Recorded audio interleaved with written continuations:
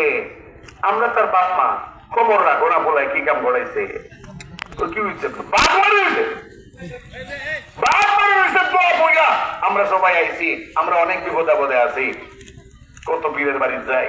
কত জায়গায় যাই বিপদ আপদ চলে না আপনার বলায় যখন আপনাদের ছেলে যখন বাপ মারি হয়েছে আমাদের বিশ্বাস আমাদের পানিতে ফু দিলে তেলে ফু দিলে তাকে বলে দিলে আমাদের বিপদ আপদ দূরব এর লাগে দাঁড়াইছে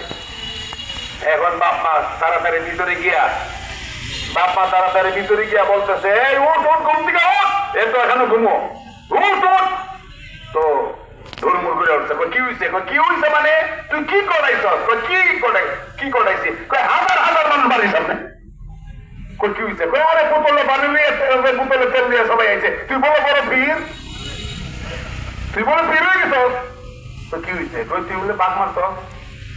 দূর আম্মা কি গো হ্যাঁ আব্বা তুমি কি বলো আমি বাঘ মারবো কেন বাঘ তো মারছে না আল্লাহ আওয়াজ করবেন কে এই আওয়াজে না সত্যিকারের ইমানদারের কণ্ঠনা বলেন কে মেরেছে তো বাঘ আমি মারবো কে আমি মারাছে মারছেন তো আল্লাহ